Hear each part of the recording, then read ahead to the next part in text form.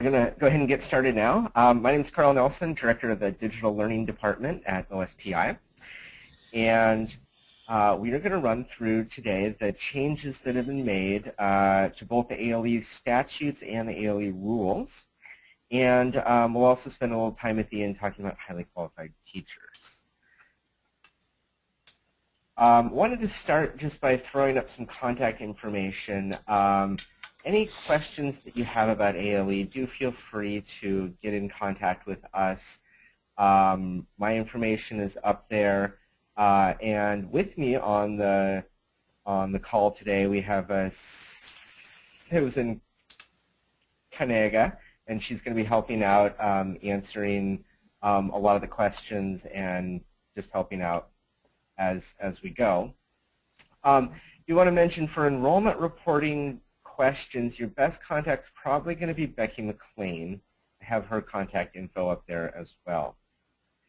And then I just wanted to highlight that we have a lot of resources up on our ALE website, and I'm going to flip over to that site really quickly and just kind of give you a quick tour of what we have in case you haven't had a chance to see this.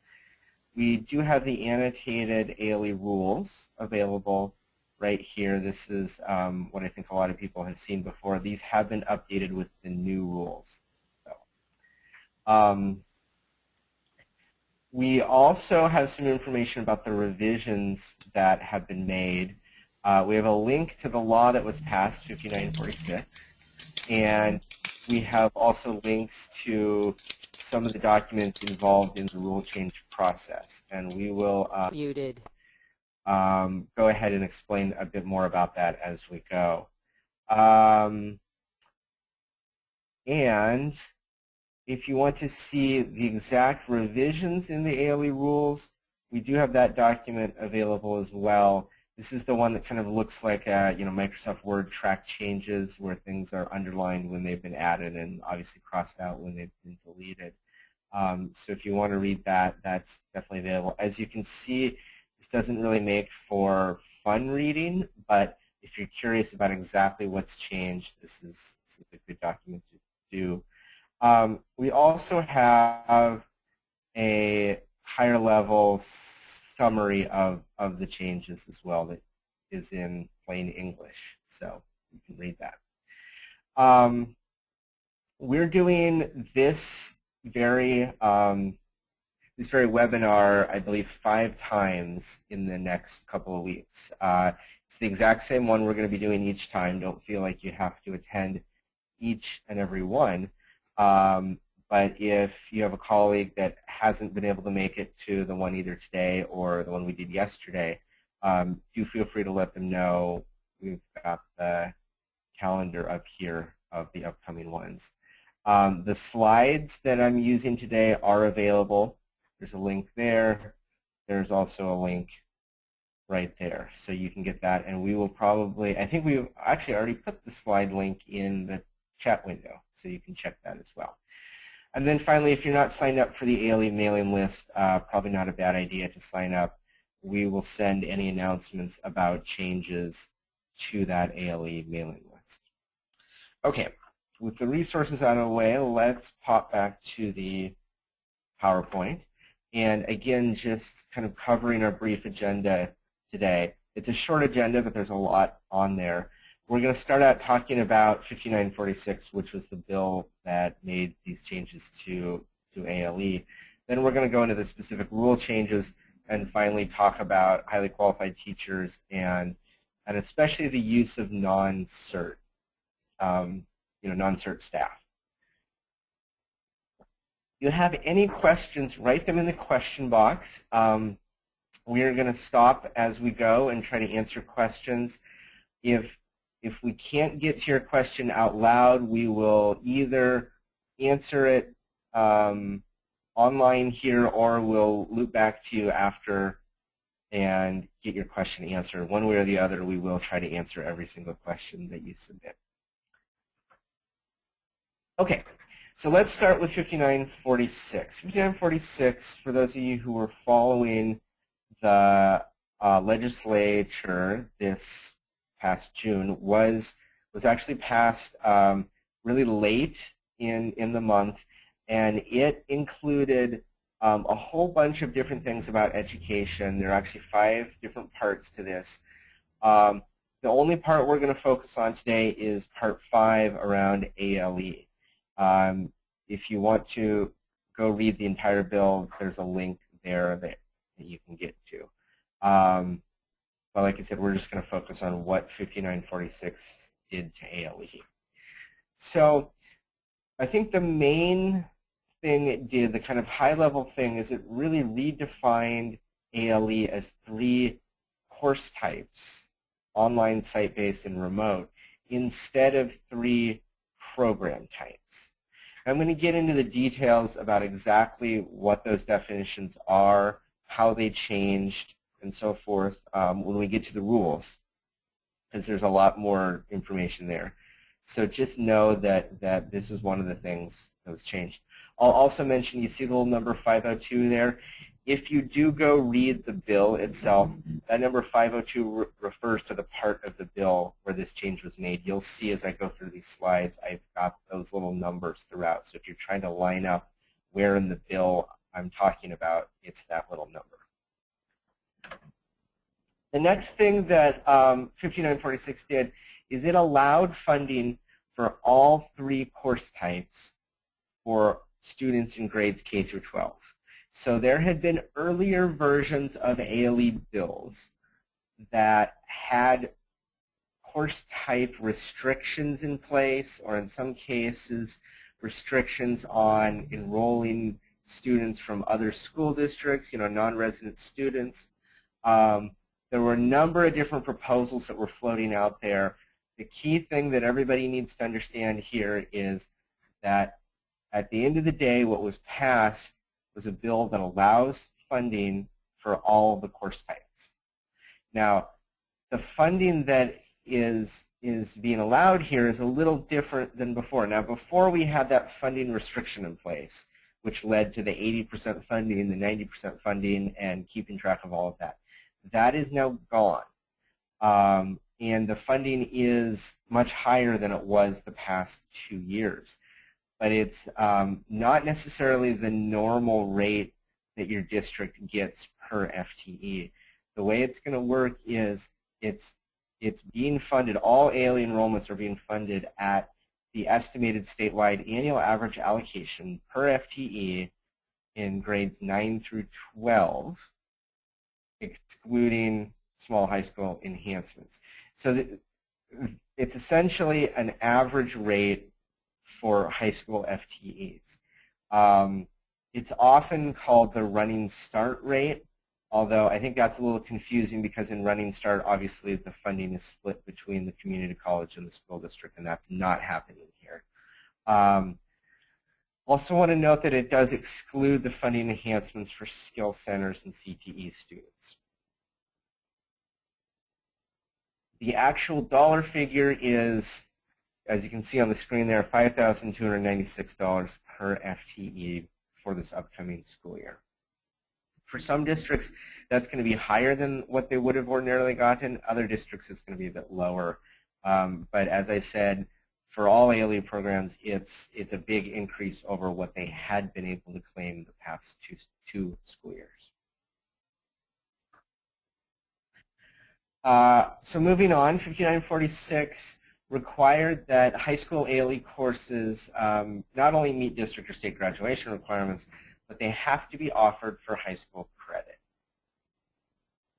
This was something that was actually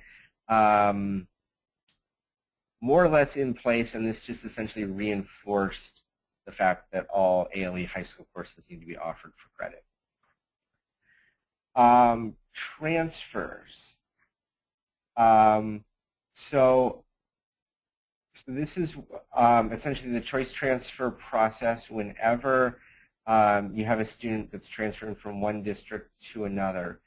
The bill directed OSPI to create a standard form that must be used for students choosing from one district to another to enroll in an online school program.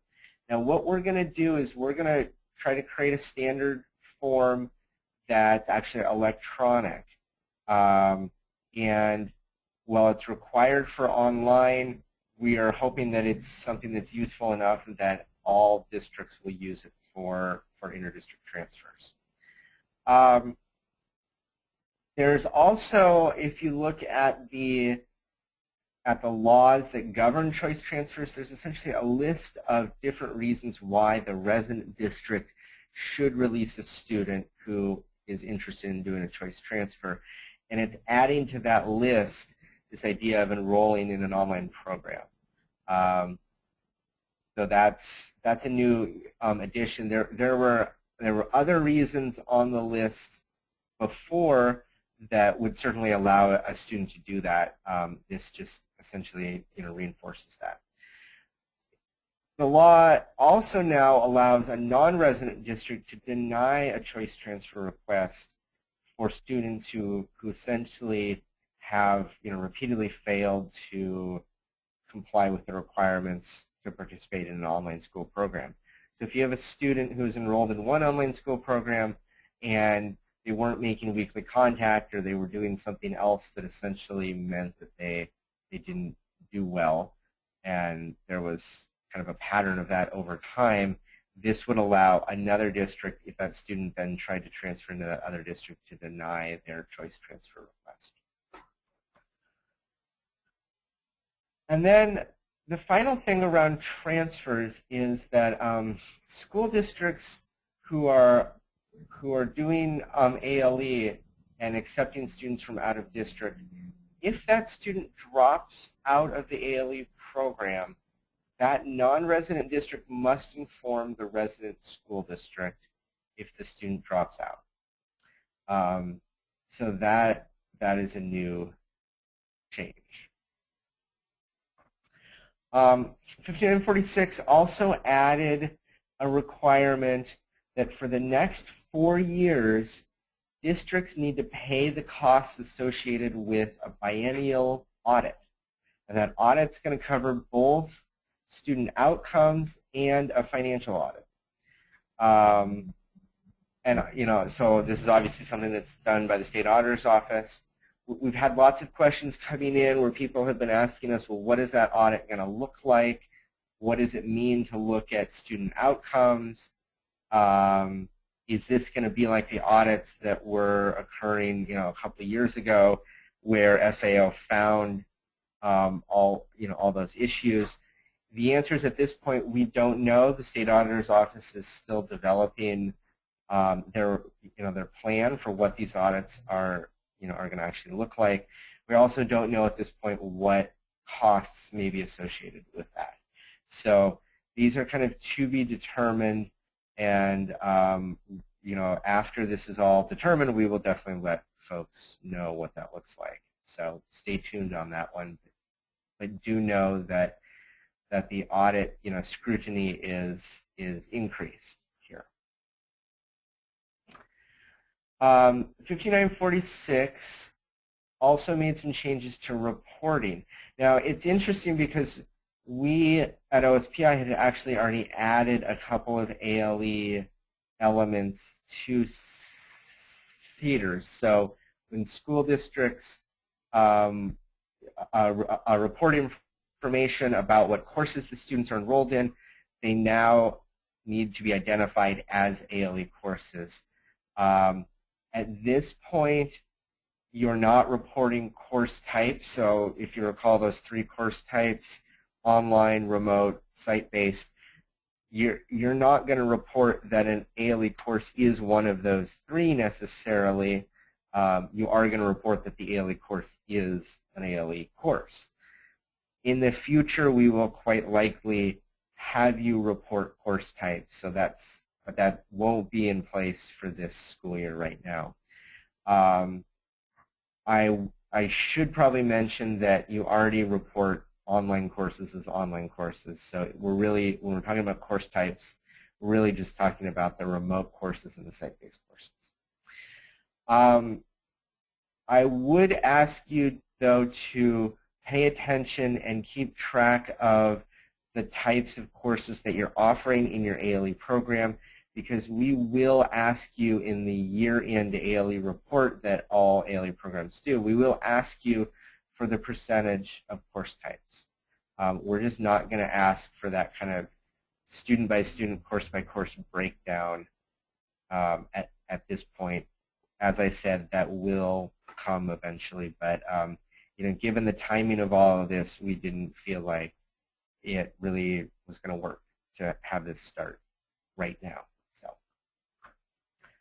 5946 did make some changes to the definition of an online course, and I'm going to go into more detail about this when we get to the rules part, because this is something that did change, and there's some nuances here. So we're going to not talk too much about this right now, but kind of know that that was one of the changes. 5946 also allows now online school programs to request a waiver from OSPI around administering the MST, so the grades 3 through 8 assessment. So that would allow an online school program to administer that on an alternate schedule. There's a relatively minor change made around accreditation. So there's an accreditation requirement for online providers.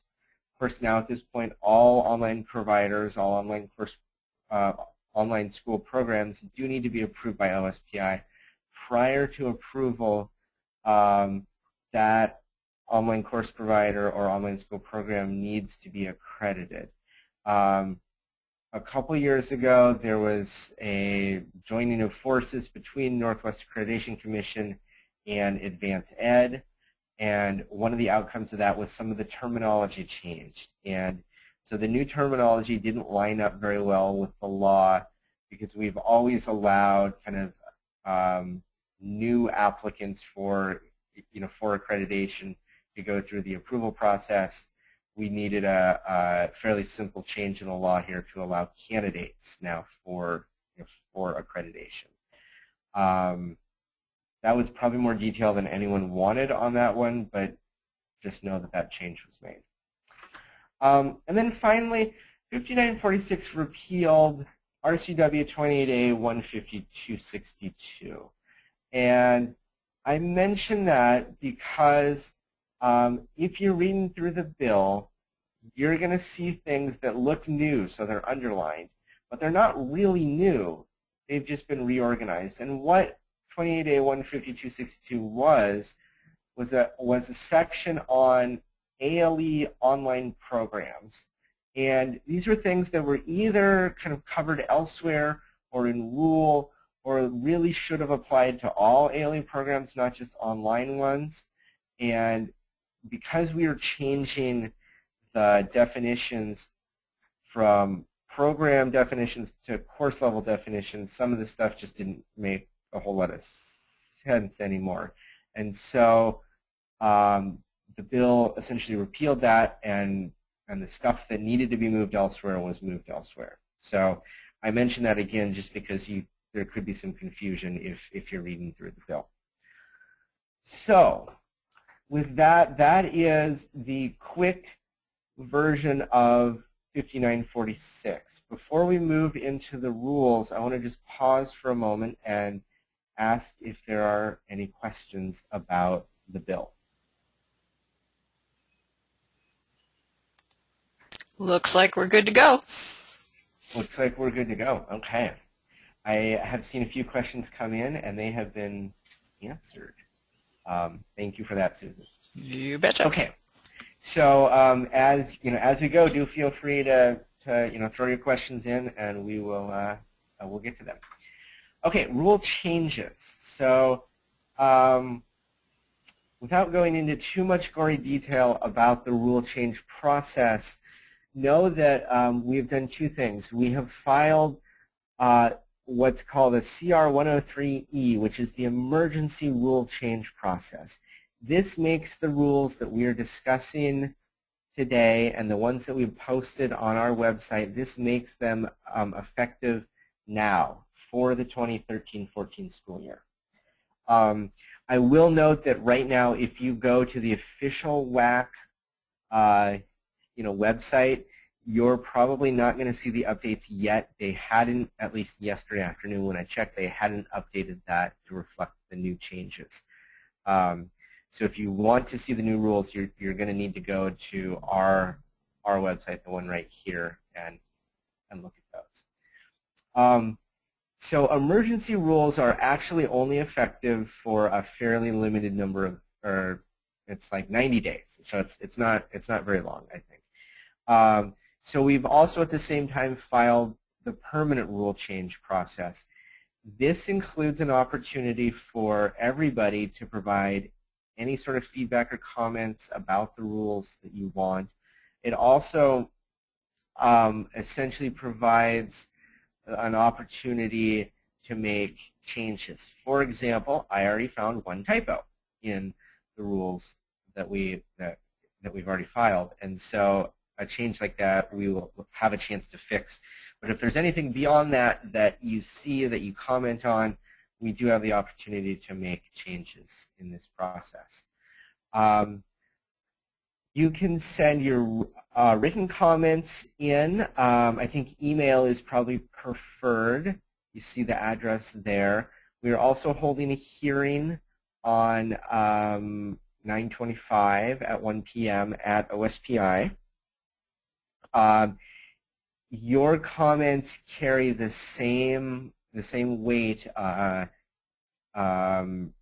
if you show up to the hearing, or if you email them in, or if you write them and mail them to us, or if you fax them. It doesn't really matter how the comments come in. They all carry the same weight. So that's where we are in the rule change process. I think the key takeaway is that the rules that we're talking about today are effective for the start of the school year. So do you have some questions that we should get to? Yes, so let's, do you anticipate that there'll be some issues that will be revisited in the legislature next session because they weren't fully addressed? That is an interesting question.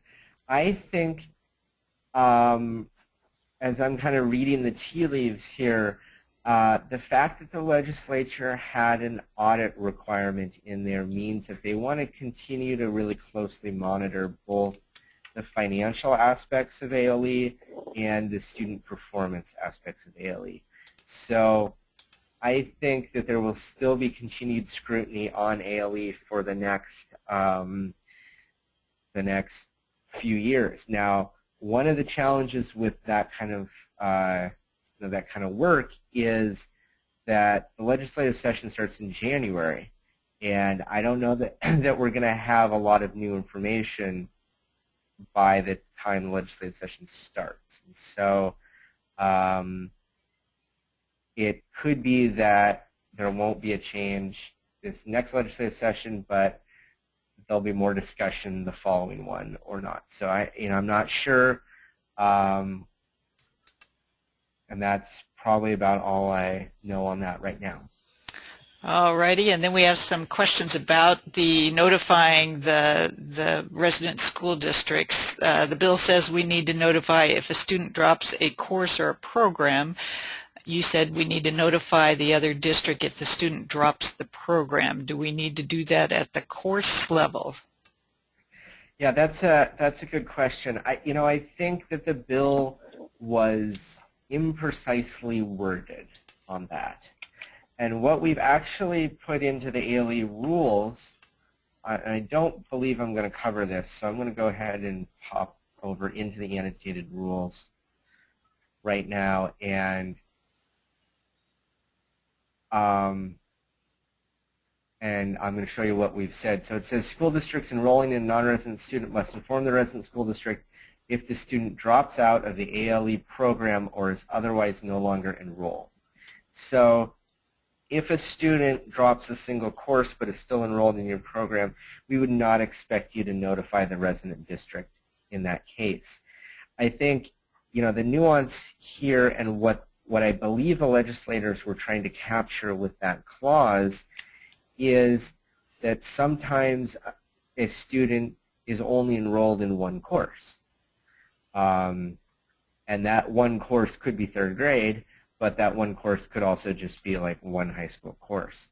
And so, you know, the idea though is when they are done, if they dropped out of your program or are no longer enrolled in your program, it's at that point that you would have to notify. Okay, other questions? We have another question. When filling out the transfer forms that you mentioned would be online, is there also a line that refers to a more person-to-person style of contract learning? I'm assuming this is like interlocal. Okay, I think what they're saying is the law requires, and I'm going to pop back over here and go back to transfers. The law requires that standard form be used when the students are choosing into an online school program. It doesn't require that form to be used when the student's choosing into a non-online ALE program. We are going to create something that we think will be so easy and so useful that you're going to want to use it whenever a student's choice transferring. But just to be clear, the law only requires it for online. And then another question, when notifying the resident district when a non-resident student withdraws, is there some sort of release of FTE document required to be sent as well? We don't currently have any guidance beyond you have to notify. We don't have any guidance about how you notify or any sort of specific form. Until that student re-enrolls in either the resident district or some other educational option, the non-resident school district is still responsible for that student.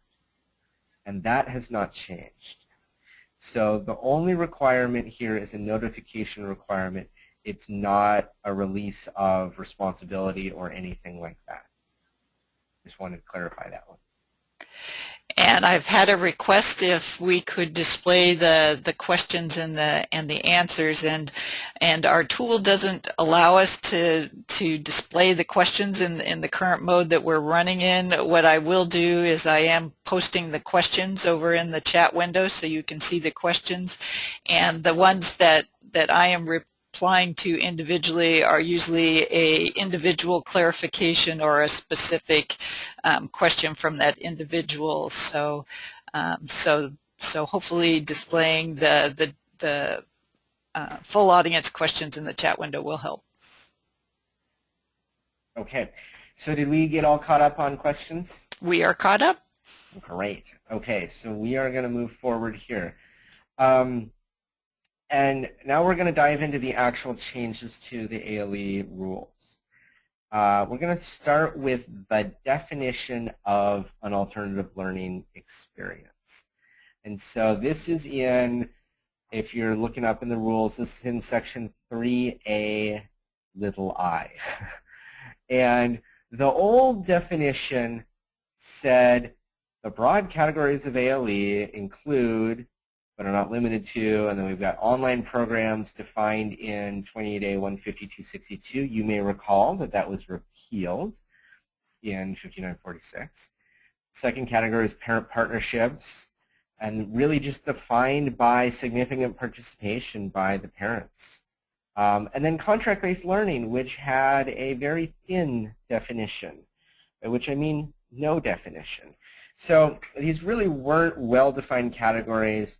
I think a lot of people in the ALE field just kind of knew what type of program they were, but we were also seeing lots and lots of ALE programs that were really kind of mixing and matching different types of courses. And so I think it works a lot better now to define ALE in terms of course types. And so here's the new course type categories. We start with online courses, and we're going to get into the specific definition of an online course. Then we have remote courses, And those are ones essentially where the student has in-person instructional contact time for less than 20% of the time. And then a site-based course is one where they have that instructional contact time for more than 20% of the time. Okay, so let's talk about online courses. The change that was made, there are actually really 3 changes. The first is to add this notion of grade level coursework. Now, grade level coursework, I'm going to get into that in just a couple slides here, but it's essentially encompassing any kind of course that isn't like a content-specific course, but it's like 3rd grade.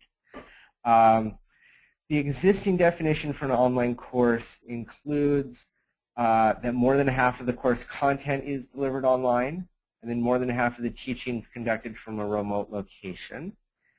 So that's the old definition. We've added to that now this notion that a certificated teacher has the primary responsibility for the student's instructional interaction pertaining to that course, obviously.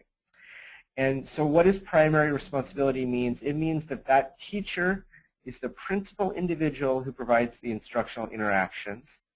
And so what do instructional interactions mean?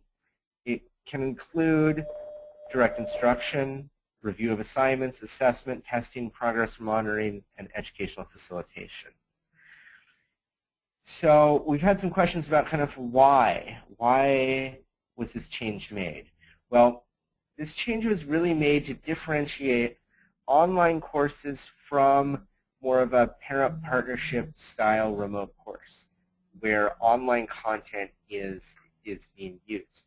So let's think about a parent partnership style course where you're using, let's say, like Odyssey-ware or Apex Class Tools or NovaNet or some other online content. In that case, more than half of the course content is online, so it meets the first test. More than half of the teaching, because there is still a certificated teacher involved, is conducted from a remote location. So we had some parent partnership courses that looked like they would have met the old definition. But now we move to the new definition where we say that the teacher has the primary responsibility for the instructional interaction. In most kind of traditional parent partnership courses, it's the parent that's going to be doing that primary instructional interaction with the student, not the teacher. And so this makes it clear that those courses are not online, and online courses are ones where the online teacher is the one who's really doing that instructional, the instructional interaction. There's a 4th thing that was added there, D, where it says students have access to the teacher either asynchronously, synchronously, or both. That isn't one that I would spend a lot of time worrying about because really any online course is going to have access to a teacher either synchronously, asynchronously, or both. So wouldn't worry too much about that one. Feel free to answer any questions you have about online courses. If not, I'm going to move on to the non-online ALE courses. And we're ready to roll. We are ready to roll. Great. So, as I said before, what we're talking about here is in-person instructional contact time. I'm actually going to switch over to the rules real quick and bring up the definition for in-person instructional contact. And what we're talking about here is face-to-face contact between a CERT teacher and the student in a classroom environment. It can be done in a group, so it is absolutely fine, and I would say even almost expected to have that happen in kind of a class, either a small group or a larger group. This instructional contact must be for the purposes of actual instruction, review of assignments, testing, evaluation, student progress, other learning activities, and requirements. It also must be related to an ALE course identified on the written student learning plan. So that's what we're talking about when we say in-person instructional contact time. And the line here is 20%. So less than 20% of the total weekly time for the course is going to be considered a remote course. More than 20% is a site-based course. When you're thinking about the total weekly time, we incidentally also have a definition in the rules for total weekly time. It's essentially the estimated average hours per week the students can engage on the learning activities to meet the requirements of the student learning plan. So think about your process for creating a student learning plan where you're going to essentially create a course. You're going to estimate a number of hours the student's going to work on that course. An average high school course, for example, is going to be 5 hours. And you add all those up to get the total estimated average hours per week that is on the student learning plan, and that's obviously how you claim FTE.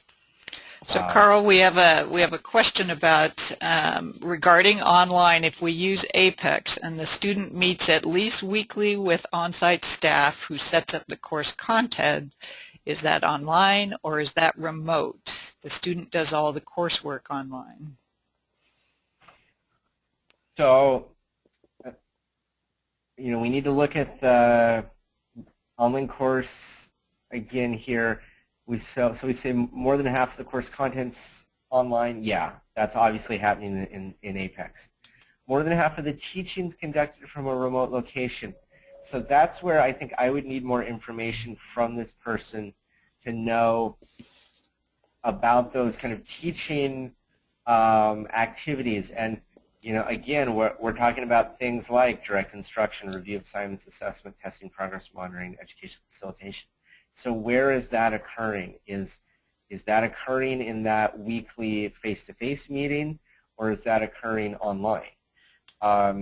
If it's online, then I think we'll move to the third test. If it's not, if more than half of that interaction is happening face-to-face, then it would not be considered an online course. It would be considered a remote course, unless, obviously, more than 20% of the time. Okay. And then the third test to look at is, does the cert teacher have the primary responsibility, or is that student going home and working with their parent or really anybody else other than the cert teacher? So that's how I would kind of think through that question. I'm not sure I have enough information to give the answer right now, but again, that's how I would think through it. If you have any questions about is something an online course or not, do feel free to get in contact with us. We talk through that question with people all the time, and it's actually a reasonably important one because you may be offering online courses in a way that requires you to be approved by OSPI. That obviously carries with it that accreditation requirement I was talking about earlier, and a few other things. So if you have any questions, any concerns about that, do get in touch with us. And we had another question that came in. Down the road, do you anticipate that the distinction between remote and site-based will be funded differently? Not sure why the distinction was made between these two. I don't think we know at this point if that's a direction that that the legislature was was trying to make. At this point, the distinction is largely informational. I think a lot of the ALE stakeholders, myself included, but also the legislature, are really hoping to get a better handle on what sorts of activities are actually occurring out there in ALE. So at this point, these are essentially informational.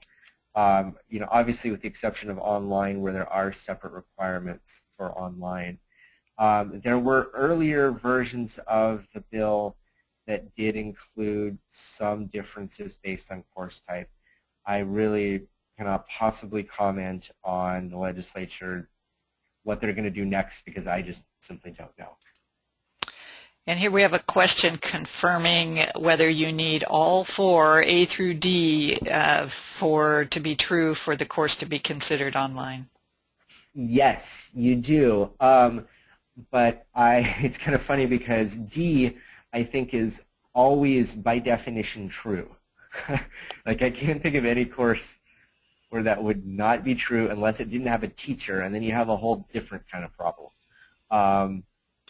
But so I don't worry too much about D. I really focus on A, B, and C more. But yes, they all have to be true. And this is a question about calculating FTE. Is the 20 hours per week for K3 and the 25 hours for 412 estimate still in place for a student to be considered full FTE? Yes. All righty. We That are, was easy. yeah. Yeah, and we'll talk a little bit about enrollment reporting in a bit. But I guess I'll note that the one section of our website, well, that's not quite true, one of the two sections of our website that's not yet updated with new information is the enrollment reporting. That I'm hoping we get that up in the next day or two.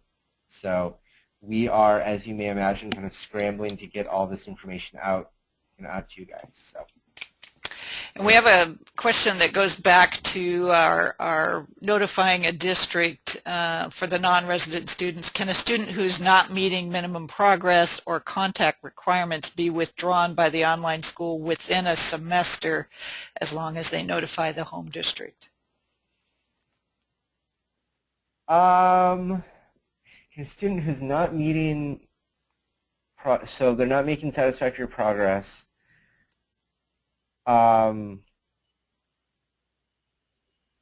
I think we would, so that student's still enrolled in your district. Your district's still responsible for serving that student. You can set enrollment conditions and unenroll a student if they're not meeting those conditions, but I think you need to do it very, very carefully. And I think we would strongly encourage you to go down the route of creating intervention plans and trying to continue to work with that student before unilaterally dropping. So the other thing I would say is that the change in the law simply added a notification requirement. It did not change any of the responsibilities that a non-resident district has when they accept a student through choice.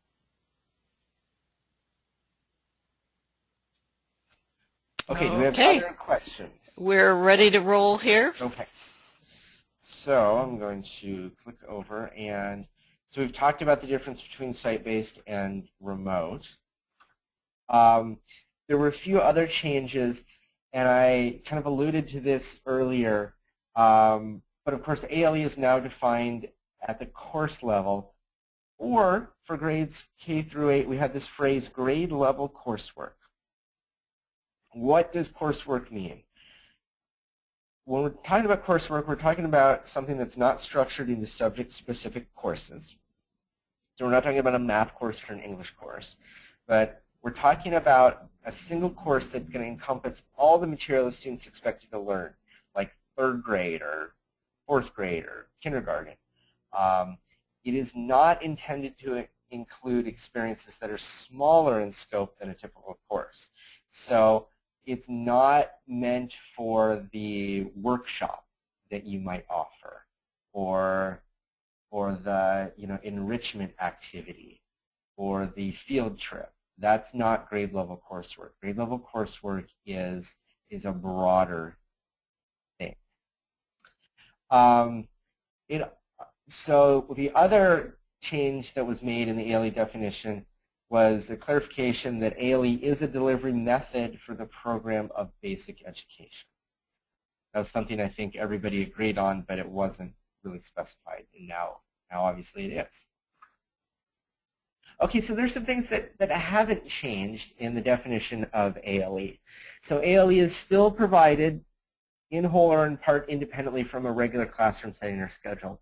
And this is really what defines ALE as distinct from other ways schools can claim funding for students. Is we're talking about students who are in whole or in part independent from a regular classroom. ALE is also supervised, monitored, assessed, evaluated, and documented by a certificated teacher. And we'll talk a little bit more about that role of the cert teacher, but that is still very much in place. And then finally, ALE is provided in accordance with the written student learning plan. And obviously there's school district policy and procedures at play here too. So these things were in the rule before. They are still in the rule now. They have not changed, even though we're talking about courses instead of program types. Okay, so I'm going to move to section 4 of the ALE rules. And and Carl, this is really the heart of, yeah, okay, yes. Just to clarify from the previous section, kindergarten at 20 hours, when we say K through 3 and kindergarten at 20 hours, a part-time is at 10 hours. So we did have a clarifying question. Yeah, we weren't clear on that. Yeah, so if you're doing full day K, it's 20 and half day K is 10 still. So that the hours are not changed. Okay. And of course, there are more and more districts now that are doing full day K because of the increase in funding there. So, okay.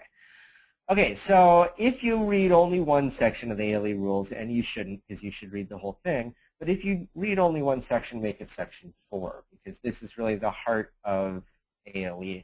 This is where we cover student learning plan, weekly contact, monthly evaluation. So we're going to go through those 3 in some detail because there have been a lot of changes here. So the student learning plan, it must be developed and approved by a certificated teacher. That concept was definitely in place before. One change we made is, and I should say that was in place before, but it was in a different spot, and so we moved it to section 4A to just clarify that it needs to be approved by the cert teacher. The description of weekly contact. This is really only necessary for an online course or a remote course. If you're doing a site-based course, we know by definition that that kid is coming in for in-person instructional contact time for at least 20% of their time per week. You don't need to detail that on the learning plan. We already know that's happening. Might not be a bad idea, though, for clarity to put the students' schedule when they're coming in the learning plan. That would certainly be, I would think, a really good idea. You also no longer need to specify if the course meets state and district graduation requirements because all high school ALE courses must do that, and they must be offered for high school credit. And so, again, one less thing you need to specify just simply because it is true by definition. And if you're not offering, if you're offering a high school ALE course and it's not offered for credit, the student learning plan, specification is the least of your problems at that point. Okay, that was kind of ominous, wasn't it? Sorry about that. We have added a new role called school-based support staff, and this is a role that is intended to be used for students whose student learning plan includes only online courses. And that's true whether they are full-time in online or whether they're just taking 1 or 2 online courses and those are their only ALE courses. And this is a role, incidentally, that is largely aimed at school districts who are supporting students who are mostly enrolled in courses in the regular education program and maybe taking 1 or 2 online ALE courses in addition to, to their other courses. The idea here is that the student still has an online certificated teacher in that online course, and we are now allowing the school district to provide a non-certificated, or could be a certificated staff, to do some of the essentially clerical tasks around supporting that student and ensuring that they're complying with the ALE rules. And so what we're doing here is saying that the learning plan can be developed and approved by that school-based support staff, but only if the student learning plan includes only online courses. Because in an online course, most of the time the student learning plan is largely based on a course outline or a syllabus, what that school-based support staff is essentially doing is they're going to take that already created document and basically fill in the gaps with teacher name and start date and end date and estimated hours and a few of those other things. They're not necessarily creating a custom learning plan because they are pulling those outlines off the online course. And there are a few other things that the school-based support staff can do, and we will get to them when we talk about the monthly evaluation. Okay, 4B is weekly contact. And so there's a big change here. What we're saying now is each ALE student must have one of the following methods of contact at least once per school week. So either direct personal contact, so that's that one-to-one, two-way exchange of information, or in-person instructional contact, or this online synchronous instructional contact. There are no time requirements anymore. So there's no minimum, there's no 1 hour per week, there's no figuring out the averages, no minimum time. But you have to make contact between a CERT teacher and the student, and you have to use at least one of those options once a week. I'll pop over to the rules and just really quickly kind of reiterate what this means. So direct personal contact, one-to-one, CERT teacher and the student. If it's appropriate to include the student's parent, that's fine, but it always has to include the student. You cannot do contact without a student, okay? So even if it's a kindergartner, contact is not talking to the parent. It's talking to the student, and the student's parent probably should be involved in that conversation, but you can't have them, you can't have the student not be involved. You can do direct personal contact through all sorts of different means, including email and instant messaging and Skype, or all sorts of stuff. Needs to be for the purposes of instruction, review of assignment, blah, blah, blah, blah, blah. It's that phrase that we've heard now a number of times. And it must be related to the ALE course on the student learning plan. And then finally, when we're talking about direct personal contact, we're talking about two-way exchange of information. So if you send an email to the student has to respond. We already talked about in-person instructional contact, not going to go into that one. We will briefly go into the online version of in-person, which essentially means real-time communication between CERT teacher and the student. Usually this is done by Skype or voice over IP, or what we're doing right now would actually count as synchronous digital instructional contact. And it has those same for the purposes of and related to the ALE course. So, Carl, we have a question. So these are the three options that should be noted on the learning plan. Yes. Yeah. And it's okay to mix and match. So you can have a student do in-person instructional contact one week and direct personal contact the next week. That's something that may be helpful if you have students who are traveling or for some reason can't come in one week. Then you can still do that direct personal contact, do it over email or the phone or Skype or what have you. Okay, we have other questions at this point? We are caught up. Okay, so one of the key things here is how do you document weekly contact? For students who are participating in regularly scheduled classes, and that could include in-person instructional contact, could include synchronous as well. The evidence of weekly contact may include classroom attendance. So if you have, like I said, a regularly scheduled class, and you're going to probably want to figure out a way to document the fact that it is a regularly scheduled class, take attendance.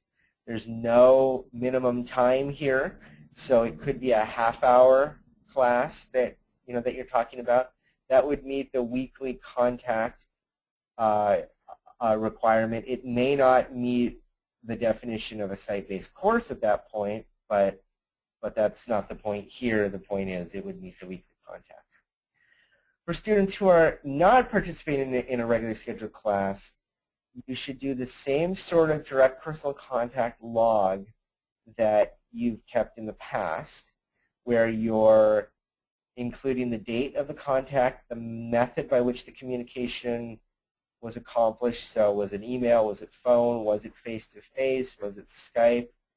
And then some documentation to support the subject of the communication. We're not looking for tons and tons of detail here, but we are looking for enough detail so it's clear that that contact actually occurred. The example I often will use here is if you simply said, we talked about ALE courses, that's not enough detail. If you said, we discussed the fractions that the student was learning in Chapter 4, that probably is enough detail. So, but I think it doesn't have to be much more detailed than that. Okay, so you see the distinction between the regularly scheduled classes and the not regularly scheduled classes. I think this should give you a heck of a lot of flexibility in terms of how you do contact. Should also be a pretty dramatic reduction in the sorts of documentation you need to keep. Okay, before I jump into 4C about monthly evaluation, questions about weekly contact? We're good. Oh, one came in here. Okay. If you use attendance and the student misses a week, would you add an alternative contact method?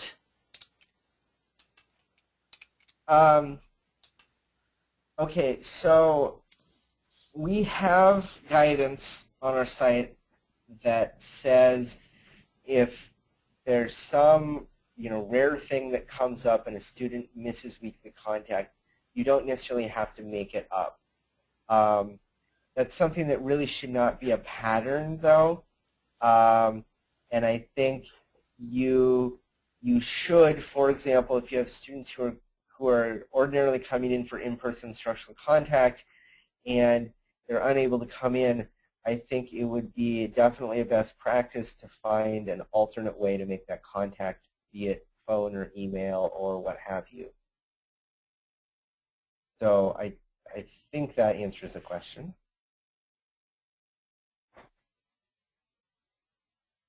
Okay, so let's go to 4C, monthly evaluation. I just put one of the changes. I just put the link to that FAQ about missing in the chat there. For that, yeah. And that is truly a frequently asked question. I feel like that's one that we get asked on a pretty regular basis. So there are some FAQs where nobody asks the question, but that one is not one of them. Okay, so what we're saying here is we're making a change around the direct personal contact requirement as a part of the monthly evaluation. So before this change, when you did the monthly progress evaluation for the student, you were required to have direct personal contact with that student as a part of the evaluation. So you needed to do a two-way exchange of information, one-to-one, with the student. Could be in person, could be a meeting, could be a phone call, could be Skype, could be email, but that needed to happen. The rule has now been changed to say that after a student has an initial month of satisfactory progress, in the subsequent months, if the student continues to be doing satisfactory progress, then you can communicate that evaluation to the student without direct personal contact. So you don't need a two-way exchange of information. So let's do an example. If the student's first evaluation was in October, and then in November they continue to be satisfactory, then you can essentially just email the evaluation to the student, and that's fine. So it can be one way the student doesn't have to respond to that email and you've still met the requirement. Now, the weekly contact requirements are still in place. You still have to have weekly contact every single week. This doesn't change that. This is just talking about how you're communicating the progress evaluation. And I do want to say that having direct personal contact with the student, again, whether it's face-to-face or phone or email or whatever, with the evaluation is still the best practice. I've talked to lots and lots of both ALE instructors and students and parents that say that evaluation process and that meeting and that conversation is one of the most valuable things about ALE. If you have that as a part of your program, I guess I would strongly encourage you to continue to do that. The reason why we made this change, you may be asking, seeing as I just kind of said, essentially, it's okay to not do that contact, but really you should, is, especially for high school students in online courses, I think it's kind of the best, use case here, where they're making progress, they're doing the contact, and it's fairly easy for the online provider to simply email the progress evaluation to the student. We did see a lot of cases where providers were being tripped up because they didn't get a response back. And so that would essentially invalidate that monthly evaluation when, in reality the student was doing everything else just fine. So that's what we were trying to solve there, but again, I would say the best practice is continue to do that evaluation contact.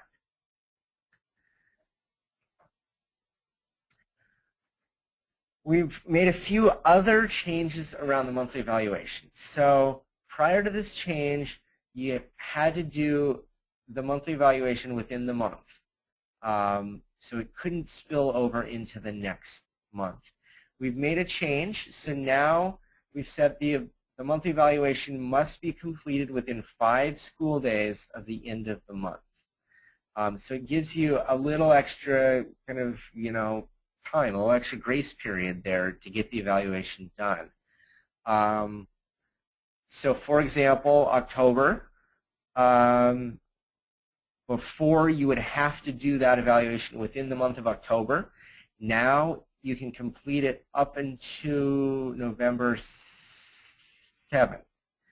I would still say it'd be a best practice to get that evaluation done either within the month of October or very, very early into the next month. I would not push the envelope on this one if you can at all avoid it.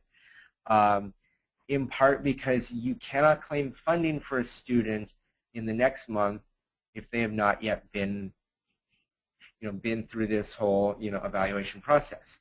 So in this example here, you can't claim the student on the November count date unless the evaluation is done within the first 5 days of the end of October.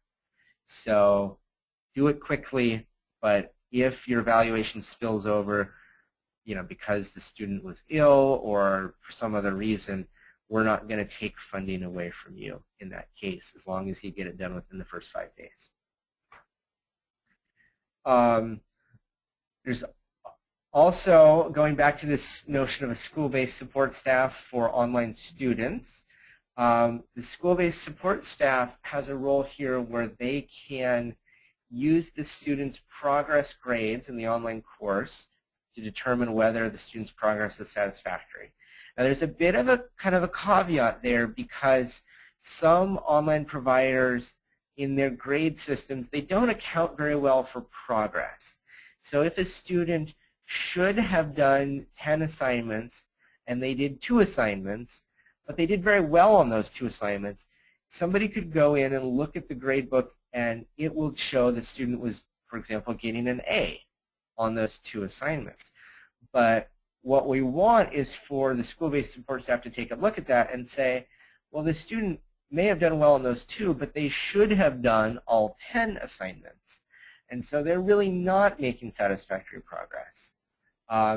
So that's why we say that the school-based support staff can take into account these other expectations or even non-academic factors as well.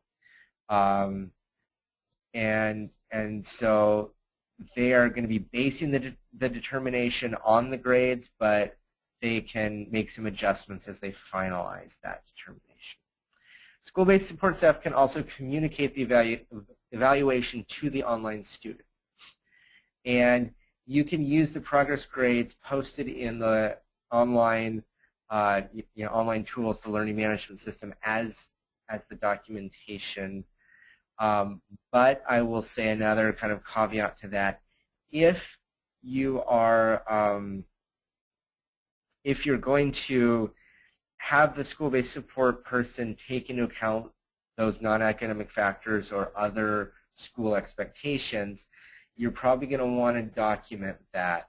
If you're just doing it based on straight grades, then you're probably okay. But if you're going to make changes, then I think you want to make sure that's well documented. Have we had any questions come in that we should address now? Yes, so back on the 5-day grace period on the evaluation, if the evaluation is done within the first 5 days of the following month and an intervention plan needs to be in place, does this change eliminate the intervention plan needing to be in place in order to claim the student for the new month? That's a great segue. But not to this slide, to the one that's gonna come after the slide. So I'm going to do the slide, and then I'm going to answer that question, I hope. So one other role for the school-based support staff is around developing intervention plans. But this needs to be done in conjunction with the student and the online teacher, and the plan needs to be approved by the online cert teacher.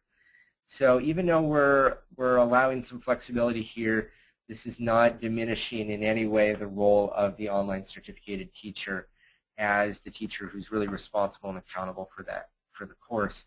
What we're really doing here is allowing that school-based support staff individual to really assist with some of the necessary documentation and paperwork. Okay, so enrollment reporting, and this is going to get to this issue around intervention plans and what? Oh, never mind. Never mind. Okay. I thought you were skipping the question. Never mind. No, this should answer that question. I sincerely hope. Yes, my error. Okay. So the old rule said if you didn't have your intervention plan in place within 5 days of the unsatisfactory determination, you would have to back that student out of the current month's count. So you do that unsatisfactory eval on October 21st, and for whatever reason you don't get the implementation plan in place after 5 days, you would have to go in and revise the student FTE out of the October count. We've changed that. So now the intervention plan hasn't been developed within 5 days. You simply can't claim funding in the subsequent month. So again, going back to our unsatisfactory eval on the 21st of October, no implementation plan in place after 5 days, it now means you can't claim the student on the November count. Okay, so what are the implications here with this new grace period business? What this essentially means is if you're doing an October evaluation in November and it's unsatisfactory, the clock is now starting from the moment that you do that evaluation. So you have only the 5 days at that point. So if you're doing that on like November 4th, right, the clock is starting to tick here, and the issue you have is you can't claim that kid in November until you have the intervention plan in place. And you're going to have a deadline, and it's somewhere around the 10th of the month to get the count in. So the count date is actually the first school day of the month, but then there's a period of time to let school districts do all the calculations and actually transmit that information. My point is that the longer you wait to do the eval and then the intervention plan, the harder it's going to be for you to hit that count or hit the reporting deadline. So try to do the stuff in a timely fashion.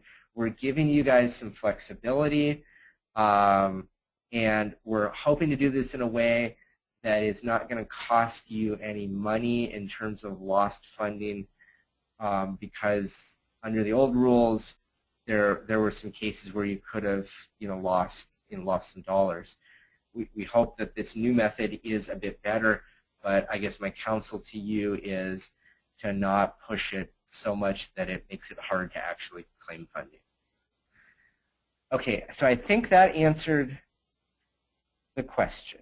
Yep, and just to clarify, so the 5-day grace period is available for the evaluation, but it's still 5 days for the intervention plan. Yes, yes, good clarification, yes.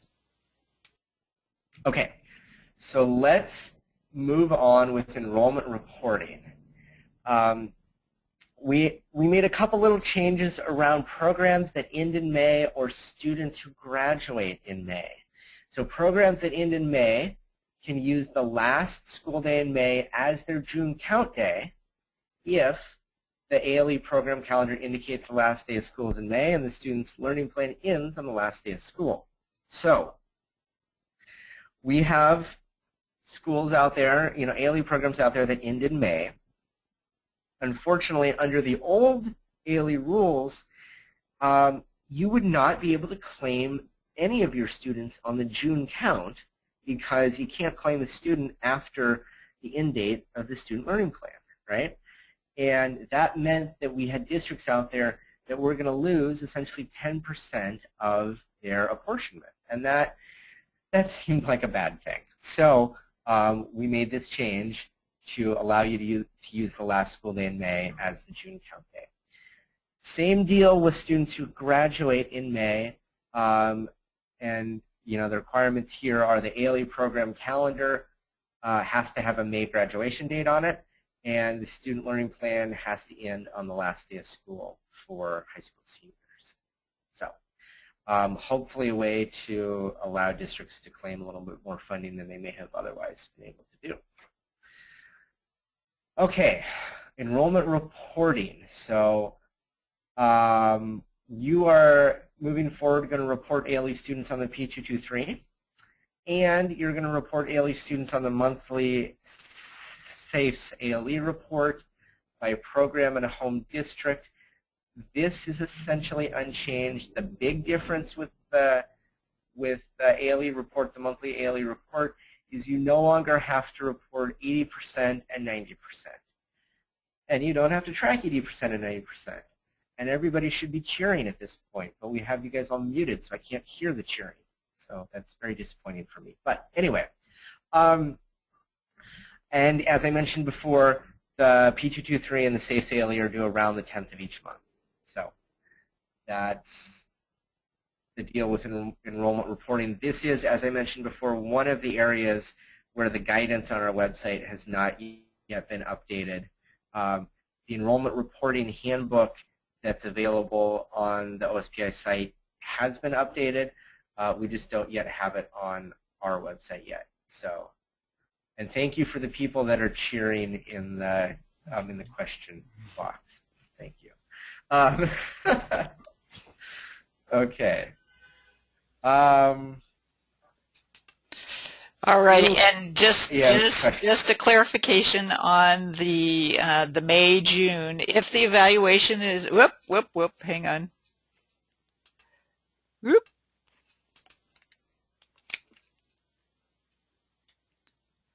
All right, sorry, hang on just a minute here. I'm almost got my little finger gymnastics going here. There we go. So is this the question if the student completes the course? On May 31st, and it's listed on the learning plan, but the school district's last day is June 14th. Can they claim them on June 1st? So clarification. No, you would want to write that learning plan so the student completed on June 14th. But it...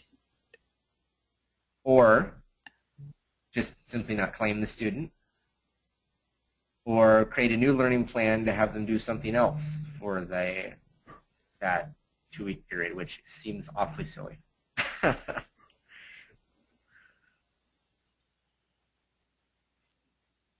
So it's only a graduating senior who could complete on May 31st then and have that date on there. If that's a graduating senior and it's clear that there's a May graduation date, and it's the last day of school for high school seniors is when the student learning plan ends, then you're okay. But the program would, like the entire essentially school would need to end in May if it's not a graduating senior. Got it. Okay. Okay, so a few other little changes. We did remove the requirement that ALE online programs be accredited. The requirement that online school programs be accredited is still in place in WAC 392.502. That's the online learning approval rules. So this really doesn't change anything in a practical way for most ALE online school programs. They are still going to need to be accredited. What we're doing here is simply removing the duplication. We also removed a program evaluation requirement that was in the old ALE rules. We retained the requirement that ALE programs report annually to their school boards. And the thought is that there's still some level of evaluation that the program will need to do as a part of that school board report. And so we saw this as essentially an extra thing that didn't need to be there. And also with the state auditor's office providing a little extra audit scrutiny, I think there is plenty of evaluation being done of ALE programs at this point. I would also expect that any good ALE program is always, evaluating, student outcomes and student results, and looking for ways to improve. So, didn't feel like we needed to write that into the rules anymore. Okay. I did want to make a note because we are at the end of our rule change part of this. So before we get into HQT, I did want to make a note that we do have posted on our website a number of sample forms, learning plans and tracking logs and things like that. They've essentially not been updated from the old, the old rules, in part because they're still essentially fine. But we do every once in a while ask or have ALE folks ask us, hey, do you have more examples, more samples? I want to see what's good out there. If you guys out there in the field are able to send us your example forms for really any of these things, we're happy to take a look at them and try to post them on our website so everyone out there can see and use those. So do feel free to email that stuff to us. Okay, so before we move off the rules, what other questions do we have popping up here?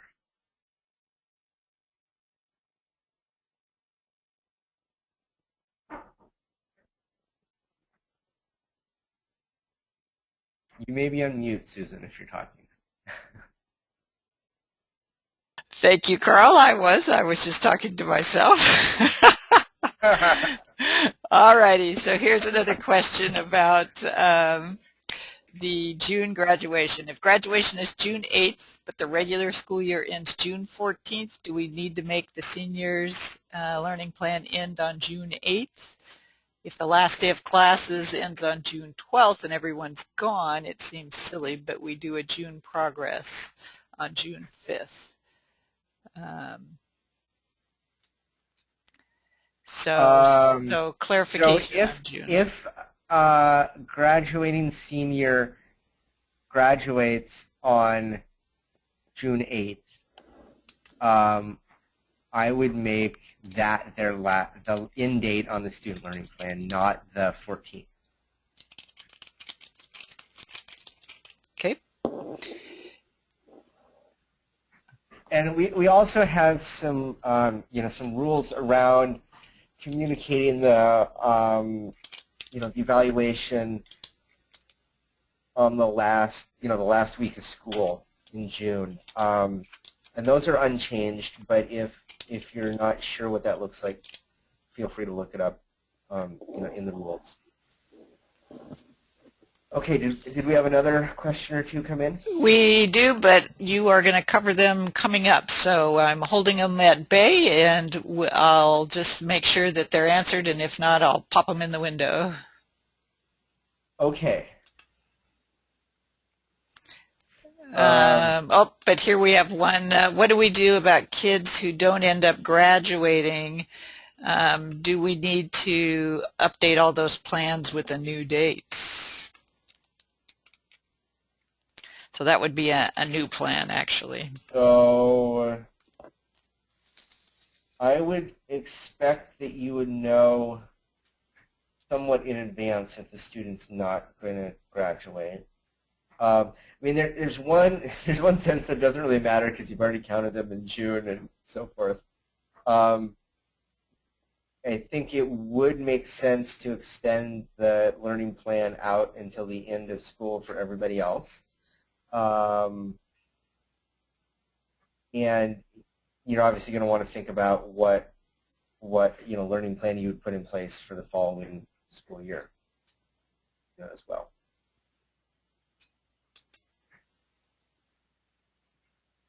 Okay, did we get them all?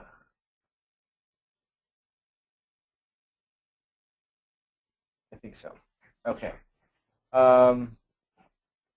So. And Carla, we're going to talk about ALE.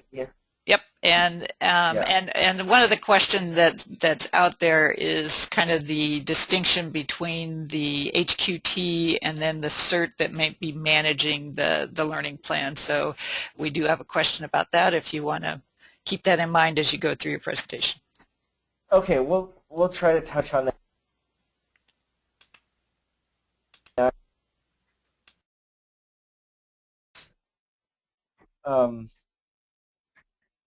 Is really about when can you use a non-cert and when do you have to use cert and what are the HQT requirements in all of this.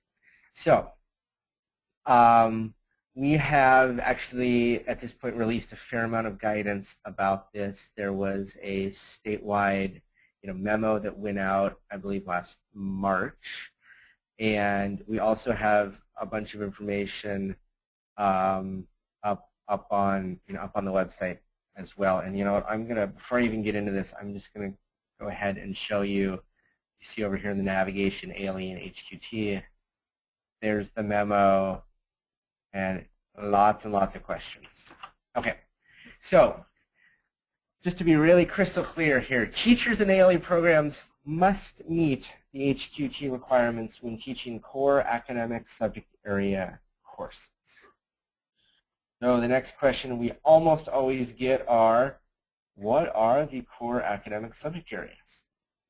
And the answer is, I have it right up here on the screen, it's darn near everything except for PE, health, and career and technical ed courses.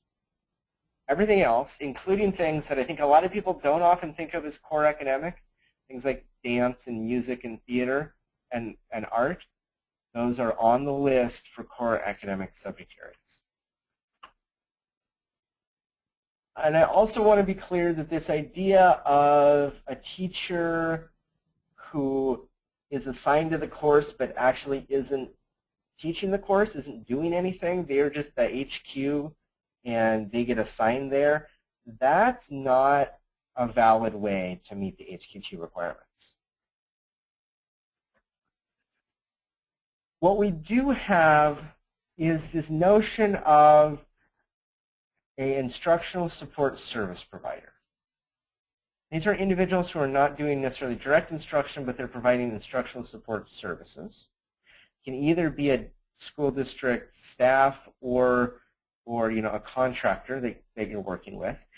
This includes, I will say, community-based instructors, or whatever term you use in your ALE program for that concept. And it also could include, paraprofessionals, aides, and so forth. These individuals can be used in ALE, but there are some essentially, I guess, requirements around how you actually use them. Those instructional support service providers, whether they be community-based instructors or a para or an aide, they must work under the direct supervision of a CERT teacher.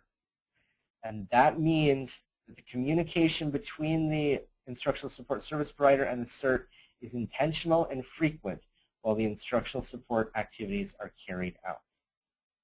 Okay? Now, I also want to be really clear that when we're talking about an ALE course, there are things that only the CERT teacher can do. So, the CERT teacher is the one that is responsible and accountable for the course. Only the CERT teacher can do the the evaluation and the assessment. And so you as an ALE program need to ensure that the student learning is supervised, monitored, assessed, evaluated, and documented by a CERT teacher. And of course they have to be HQ if it's core academic, right? The weekly contact has to be done by a CERT teacher. And the monthly evaluation has to be done by a CERT teacher. Now note that there is an exception in there for school-based support staff who can be non-CERT for students whose student learning plans include only online courses. Of course, that's a little bit different because there's still an online CERT teacher who's doing the grading and the assessment and the evaluation and so forth, or I shouldn't say the evaluation. They're doing the grading and they're doing the assessment work, and the school-based support staff is simply kind of translating that, the evaluation into the official, monthly eval. But the point is that if you're using instructional support service providers, if you're using non-CERTs, you need to make sure that you have a CERT in place doing those key ALE things here. Now, I think we had a question before about what, can a non-CERT help to kind of manage the plan, or was that more about HQT? Help me remember that one, Susan. The question's about, can a certified teacher manage the learning plan, and as long as the HQT has input on a weekly basis. Here, I'll put it in the window here. Okay, so each course on the student learning plan is going to have a CERT teacher identified. And if it's core academic, they're going to be HQ. But there are some other roles, for example, creating the learning plan and doing the monthly evaluation, where we don't require HQ. Still has to be a cert, unless we're talking about school-based support staff, but still has to be a cert, for the most part. And I think, of course, they're going to be in communication with the HQTs of the individual courses, but that individual who's managing does not need to be HQ, because if you think about the average student who's going to have a student learning plan that covers a bunch of different content areas, there probably aren't going to be lots of individuals out there that are HQ in every content area. That's not super common. So that's why you don't have to have HQ to just manage. And I put our FAQ that addresses that out in the chat window too, so there's the link to the web. Good. Okay, have we had some other questions come in? We have some questions about the CTE funding. You ready to tackle those? Sure. Okay, so I think what we have some misconceptions about the CTE enhanced funding. So here's the question. Given that there's no reimbursement for Skill Center ALE students, if she's understanding that correctly. So we need to clarify that. Would it behoove a district to have all Skill Center students be traditional brick and mortar? In terms, would it behoove them to claim them not through ALE? Right. But yeah. But the misconception here is your Skill Center students are claimed, you just don't get the enhanced funding. Right. Right, because the funding is going to be based on that kind of statewide average, which does not include the Skill Center rate. Mm-hmm. And so we had another question that so does excluding funding enhancements for CTE mean we can't claim CTE funding for our students? So you still claim the CTE students, you just don't receive the enhanced rate. You receive that average high school rate or the running start rate. Yep.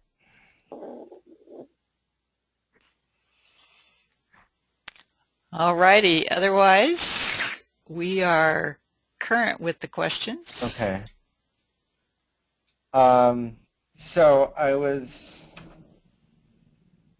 going to show you on this slide the page that I showed you a few minutes ago with the FAQs. We do have an FAQ here that talks about the role that a non-cert staff or contractor can play. This is pretty much what we've already talked through in terms of working under the direct supervision. We have another question here that defines what direct supervision means.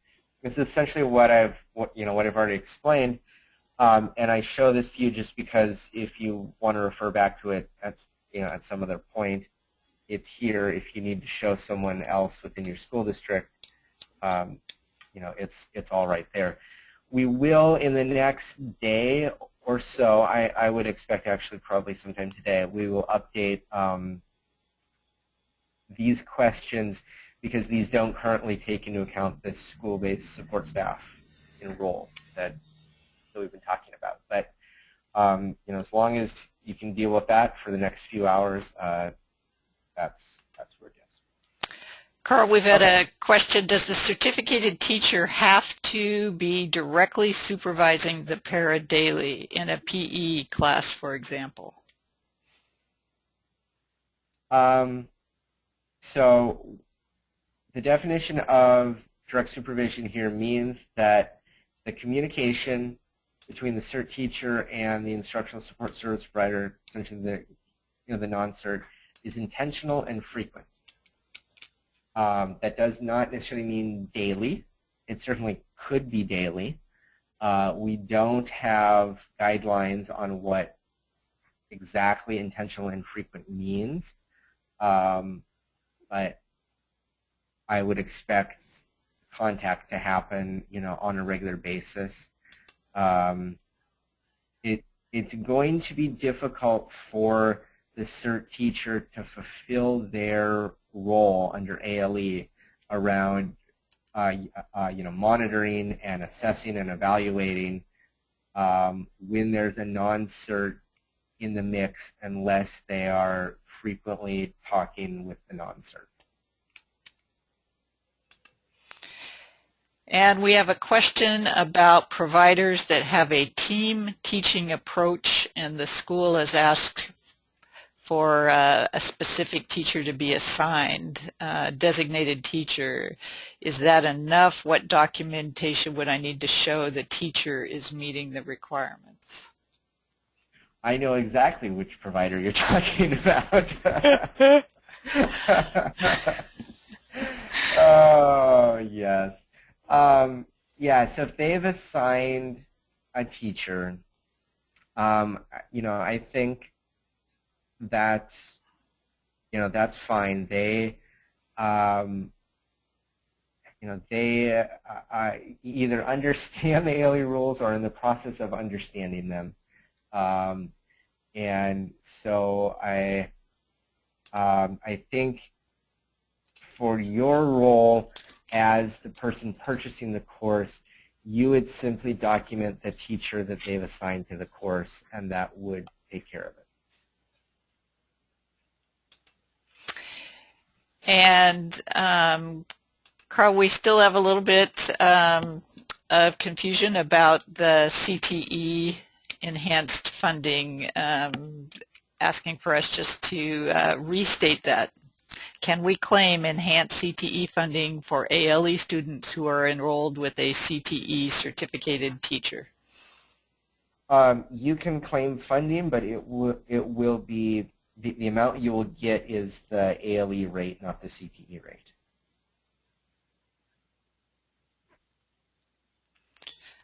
All right. So I think the direct answer to that question is no. You can't claim the enhanced funding. You just get the normal ALE funding. Yeah. Yeah.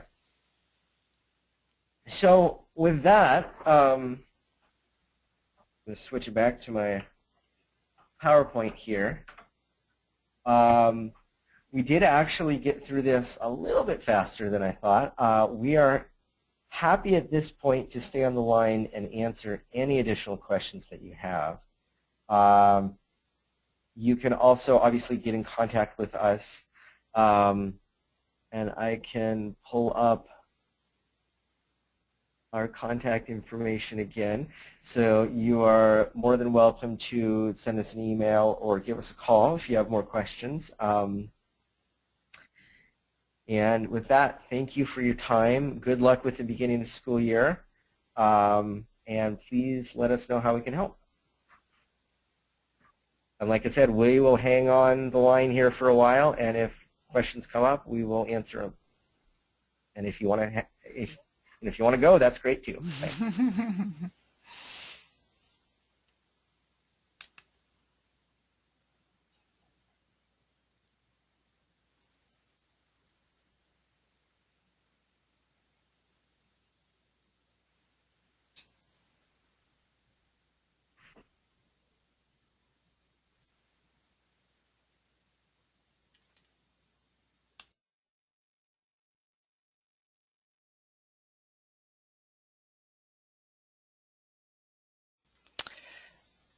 Okay, we've got one here, Carl. Back to the all 912 classes must be offered for credit. If a site-based class is 912 and being offered as enrichment only, is that still possible? Not if you want to claim funding and include it on the student learning plan.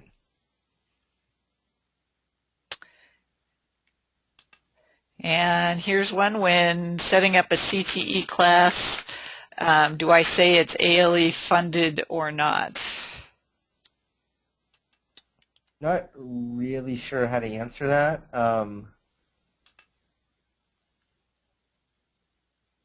I think you would continue, well, I mean, if it's ALE, it's ALE, I guess. So if it's happening in part or in whole independently from the regular classroom setting or schedule, then it's ALE, and that's how you would claim it. Yeah, they're still expecting you to do everything that you do for CTE. They just adjust the funding payout on on the financial end. I'm seeing another one here about HQT. Yep. So if the class is offered as an elective credit, such as Spanish, does the teacher have to be HQT? Yep, so I'm going to look at the list of core academic subject areas. Foreign language is on that list, so the answer is yes. And I've had a request for the PowerPoint, so I'm going to send the link, which people can access, and your browser should have the ability to print it. So here, I will go out and get that link again for folks for the presentation.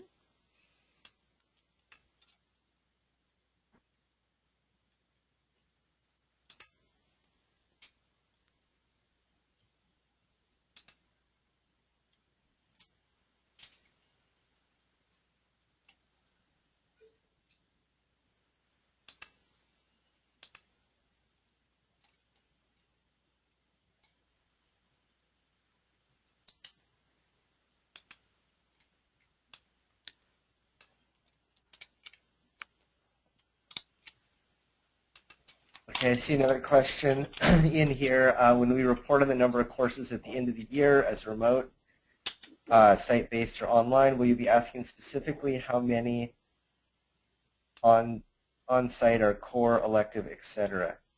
No, I don't think so. I think we will probably change that question to just ask what percentage of your FTE is probably how we'll phrase it, are online, site-based, or remote. And here's another question about the CTE and CEDAR. So it says our students are required to take a certain amount of CTE, and we want it designated in CEDARs as CTE. My understanding is that the ALE funding, that's just an additional designation, right? They'll still have the CTE designated, and then you will additionally designate ALE. Yes, they're totally different fields.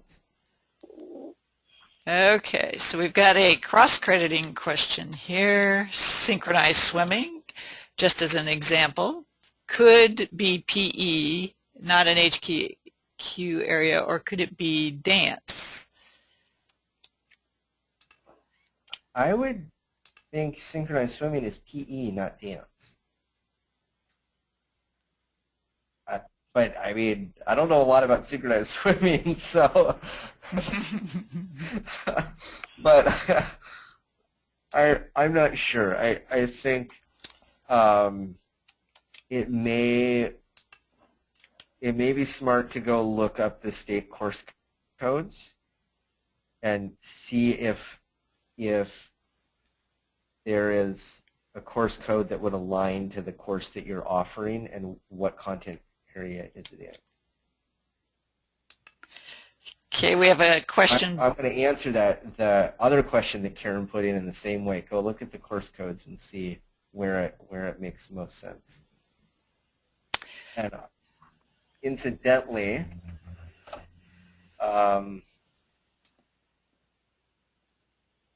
you can get to the list of course codes, and I will put it in the chat thing. So that's state course codes. I note that those are the 12, 13 ones, but that should be good enough. So we had a question about, doesn't the SIP code on the course code spark CTE funding? Yes, it does, but when you do the P223 reporting, you input your CTE headcount and FTE on the P223, and the financial folks know then how to adjust the funding payout. So so that's why you still report CTE, but the financial folks have the wizard stuff in place to know how to adjust the funding. So that was the change this year, that the enhancement for CTE was removed, and when you report your P223, it knows how to figure it out.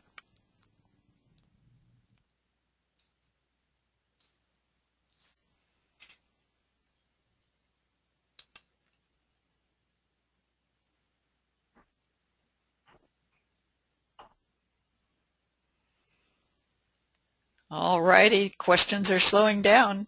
All right. Anybody else out there have one? Going once, going twice.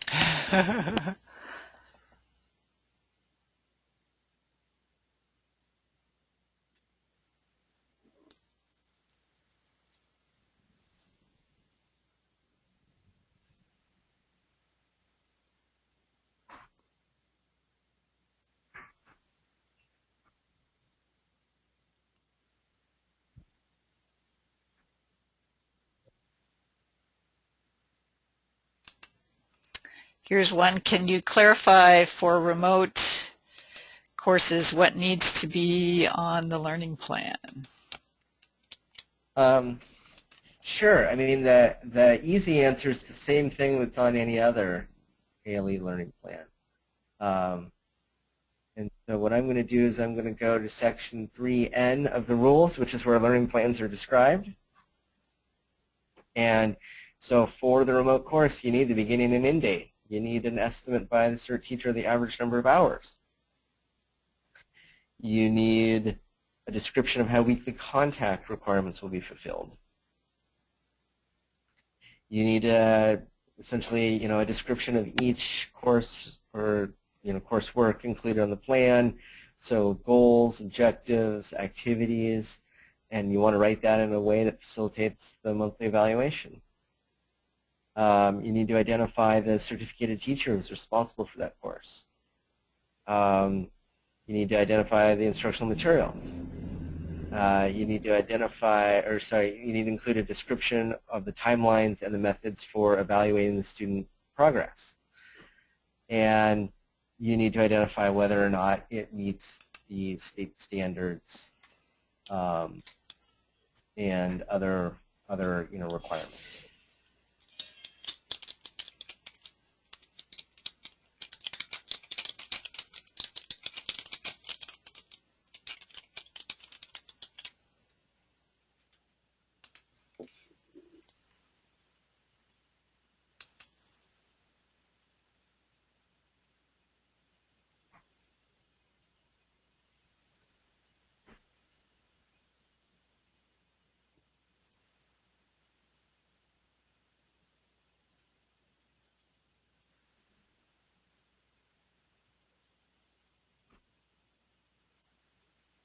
All right, any other questions, or should we wrap this up?